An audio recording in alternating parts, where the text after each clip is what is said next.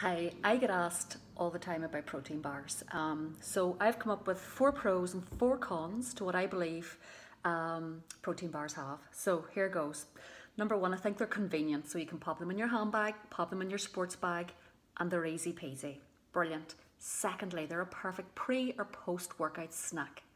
Thirdly, they're definitely satisfying. Now, I don't know anybody who told me that they can eat two protein bars because they're quite filling and the satiety level often is quite high. Whereas if you're eating a bar of chocolate, you could certainly go for the entire packet or certainly eat one or two biscuits more.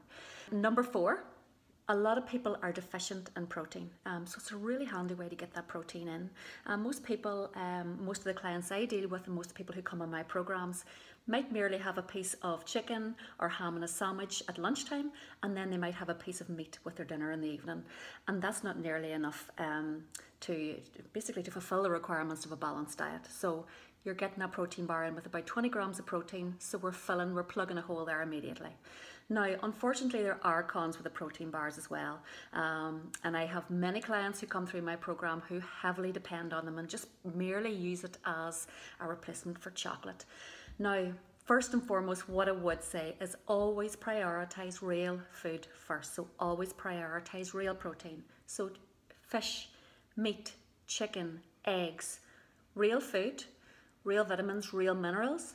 So the body provides much more, I suppose, much more bang for buck in terms of calories when it comes to eating real protein.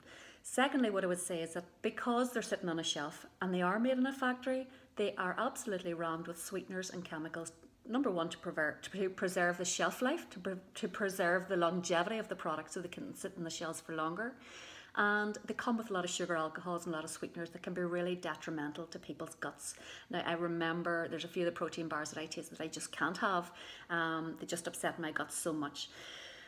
Thirdly, they're really, really expensive. I think your average protein bar is about between £2 and £2.50, which is expensive. And you know, when you consider you can get 4 chicken breasts now in the supermarket for £4, £5, it's an absolute no-brainer. The fourth con for me is the amount of calories in them.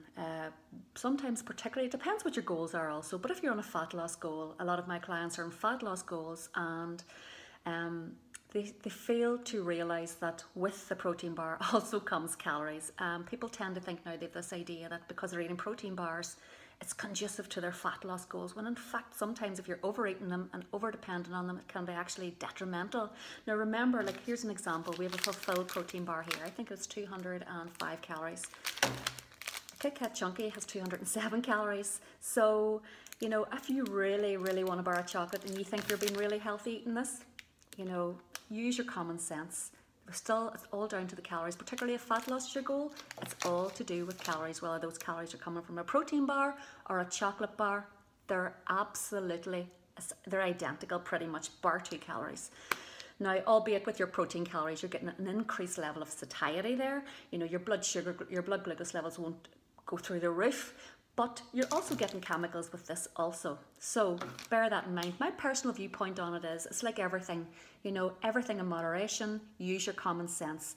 I have fulfill bars or I have a protein bar in my handbag all the time, just in case I'm caught in the hop. Now I might eat one once a week, you know, once a fortnight, but I know it's there, particularly if you are caught on the hop, if you're running late with your lunch.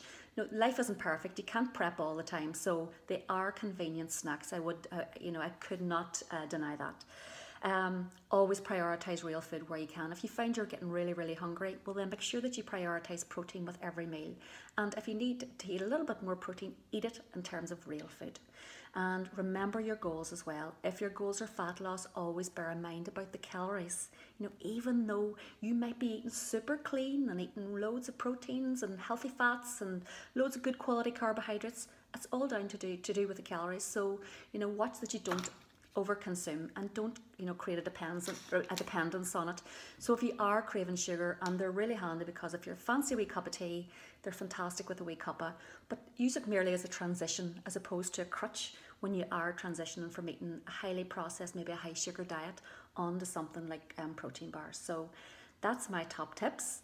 If you have any questions at all or anything that you'd like me to do a video on, just pop a wee message into the comments section.